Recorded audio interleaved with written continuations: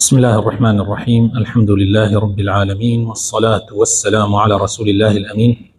وعلى آله وصحبته أجمعين. ربنا آتنا في الدنيا حسنة وفي الآخرة حسنة وقنا عذاب النار. إيمان دارني خوشويست، أمرو إن شاء الله باس لآداب كتر لآداب إسلامية كان كين كأيش بريتيا لآداب إذن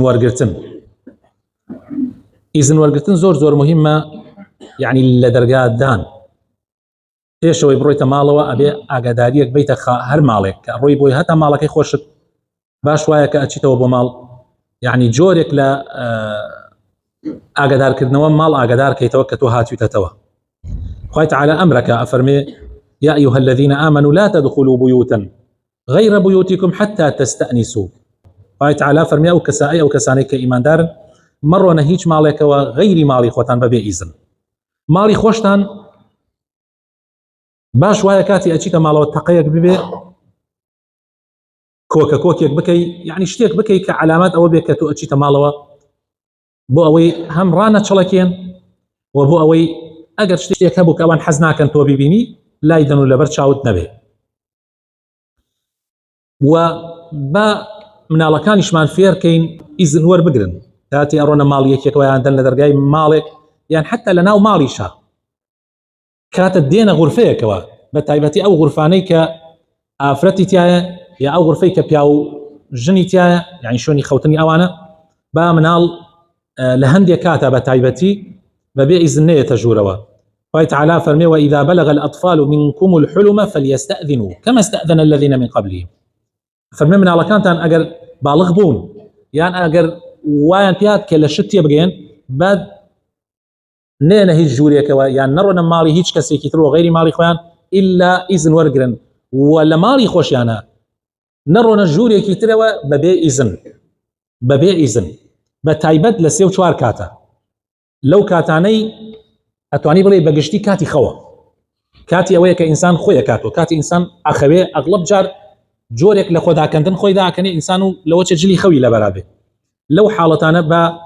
مناڵیش نەڕواتە ژوورەوە بەبێ ئیزن بەبێ لە دەرگادان، حتا يعني لە ژوورەکانی ناو ماڵ. ئیتر ئەوە بۆ ماڵی غەریب با ئەو ماڵە غەریبەش ماڵی مامی بێ یا خاڵی بێ یا ماڵی پوری بێ بەبێ لە دەرگادان نەچێتە ماڵەوە. عادەتێکی عەشایری خراپی لای خۆمانەیە ئەڵێ کاکە من بە ماڵی خۆمان ێزانم، ئیتر چی زەڕورە یەکسەر ئەڕاتە ماڵەوە. نا ئەو شتێکی زۆر نابەجێیە. حتا پێغەمبەری خوا صلی الله عليه وسلم بۆ ئەوەی ئێمە تەواو لە مەوزوعەکە تێبگەین، سەحابەیەک پرسیاری ئەوەی کردووە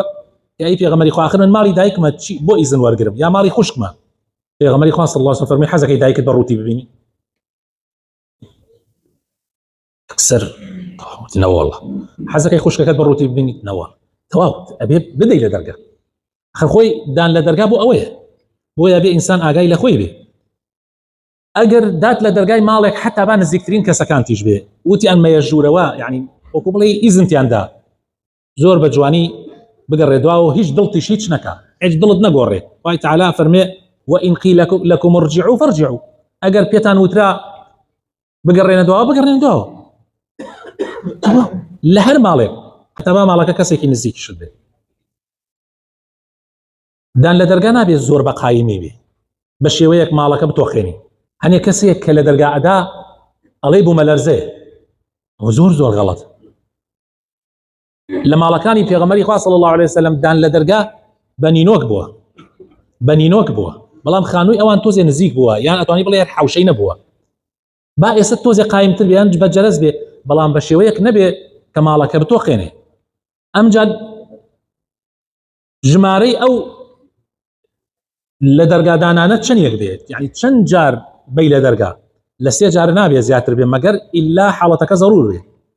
جاری یەکەم کادەی لە دەرگا هەلەمە کە یەک تۆز خۆت بگرێ بە قەدەری ئەوەی 2 ڕکاتی نوێژی سووک بکرێ، ئەمجا دووبارە لی دەرەوە لەوە کابرا نوێژی نیمە ڕۆ بکە یان نوێژی عەسر بکە یان 4 ڕکاتیەک بکە، 2 ڕکات تر سەبر بگرە و جاری سێم لی دەرەوە. یعنی سەبر و ئارامی هەبێ. 3 جارەکە ئەوە نەبێ لەسەر یەک بێ سەریع نە، بە لە دەرگا بە قەدەر ئەوەنەی کە گوێیان لێ بێ، ئەمجا دووبارەی کەرەوە ئەمجا 3 بارەی کەرەوە. طبعا ئەمە بۆ تەلەفۆنیش وایە، بۆ تەلەفۆنیش باش وایە 3 جار بێ. يعني ئەگەر زۆر پێویست بکە، ئەگەر پێویست نەکا 1 جار کافیە، 1 جار کافیە.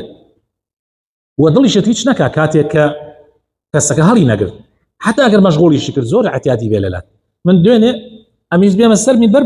برایەک تەلەفۆنی کرد ئەمیز بێمە سەر مینبەر ئەخر معقول نییە من لەو کاتە تەلەفۆنەکەی تۆڵگرم يعني 2-3 دقيقة من دواکەوم لە نوێژەکە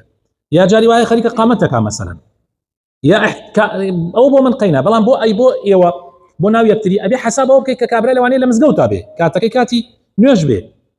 مەگەر زۆر ضرور بێ ئەگینا تەلەفۆنی بۆ مەکە وهروها لە ماڵیشەوە کاتێ لە دەرگای حسابەوە بکە کە کابرا لەوانەیە نوێژ بکە نوێژی سونەت بکە نوێژی فەرز بکە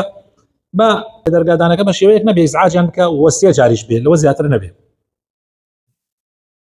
هەوڵ بدەن تا ئەتوانن لە کاتی ناوەختە ئەگەر زۆر پێویست نەکە مڕۆنە ماڵی خۆشتان ینی ئاگاداری پێشەکی بکەن مەبەستمان کاتێ ئەڵێ ماڵی خۆتان مەبەستم لە حاڵەتی هینا نییە اعتیادی بۆ نمونە تۆ لە سەفەر دێیتەوە جاری وایە ئەڵێ بۆ مفاجئە بابی کەمە سوبرایز ئاگاداریان ناکەیتەوە تا ڕۆیتە شەو سعات 12 شەوە یاسی یەکی شەوە لە کوتوپڕێک ئاچتە ماڵەوە لەوانەیە حادیسەیەک ڕوودا لەوانەیە شتێک ناوە یعنی لەو کاتە ناوەختانە شتێک ڕوودا ناخوازراو بێ بۆیە ئاگاتان لێ بێ قەت لە ناوەختە بەبێ ئاگادارکردنەوەی پێشەکی مڕۆنە ماڵی خۆشتان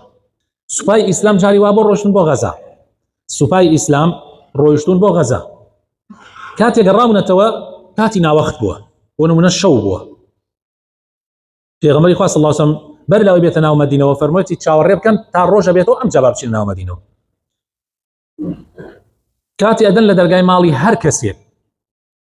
ڕێک لە بەردەم دەرگاکەمە وەستە خۆت بدە لای ڕاست یا خۆت بدە لای چەپی دەرگاکە با ئەگەر دەرگاکە کرایەوە یەکسەر ناو ماڵ دیار نەبێ لەوانەیە ناو ماڵ شتێک بێ یعنی ئەوان حەز نەکەن تۆ بیبینی و هەروەها پێش ئەوەی بێ لە دەرگای هەر ماڵێک یان لە کاتی لە دەرگادانیشە لە کونی دەرگاوە لە شەقی دەرگاوە تەماشای ناو ماڵ ماکە ئەوە ئەدەبی مسلمان نییە حتا با ماڵەکە کەسێکی خزمی خۆتیش بێ یان لەبان دەرگاوە دەرگاکەیان نزمە ئاوا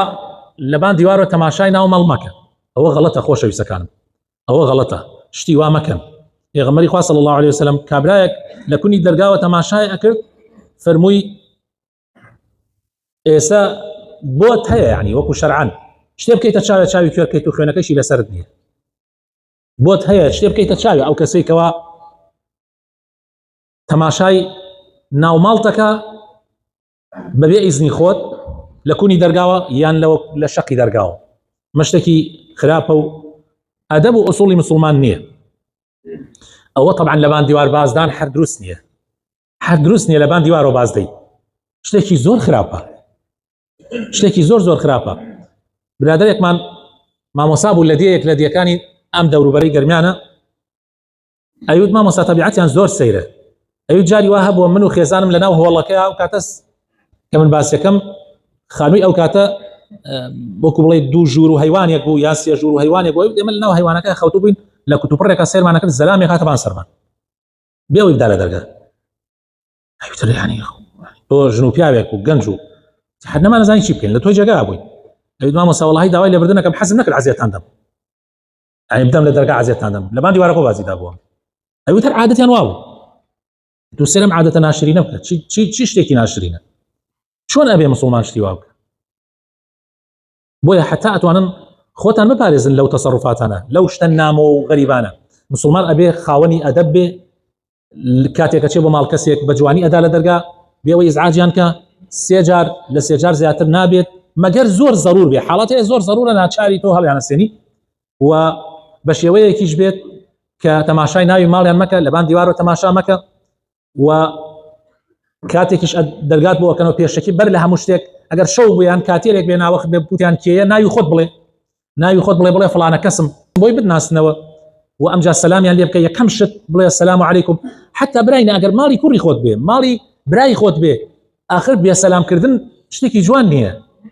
دائما فێر بن حتا گەڕانەوە بۆ ماڵی خۆشتان سەلام بکەن ئەو سەلامکردنە بەڕاستی خێر و بەرەکەت ئەڕژێنێ بەسەر ماڵە خەڵکەیە وازانێ عیبە سەلامکەی خەڵکەیە وازانێ بدەی لە دەرگا بۆ ماڵی خەڵک بۆ ماڵی برا بۆ ماڵی مەسەلەن کەسە نزیکەکان وازانێ عیبە چۆن ئەبێ یعنی من ماڵی خۆمە چۆن بەردەم لە دەرگا ئەم عادەتانە تەرک بکەن و ئەو سونەتەشی کە لە پێشا باسم کرد زۆر گرنگە کاتێک لە ماڵ دەرئەچی دوو ڕکات نوێژ بکەی و کاتێکیش ئەگەڕێیتەوە بۆ ماڵ دوو ڕکات نوێژ بکەی پێغەمبەری خوا صلی الله علیه و سلم فەرمێ کاتێک لە ماڵ دەرئەچی دوو ڕکات نوێژ بکەی ئەو دوو ڕکات نوێژە ئەتپارێزێ لە خراپە نایڵێ خراپەت توش بێت وكاتێکیش ئەگەڕێیتەوە بە ماڵ 2 ڕکات نوێژ بکەی ئەتپارێزیە لە خراپە و نایە لە تووشی خراپە ببی. ئەو حەدیثە زۆر گرنگە خۆشەویستەکانم، شێخ ئەلبانی لە سیلسلەی صحیحە هێناوێتیەوەی ژمارە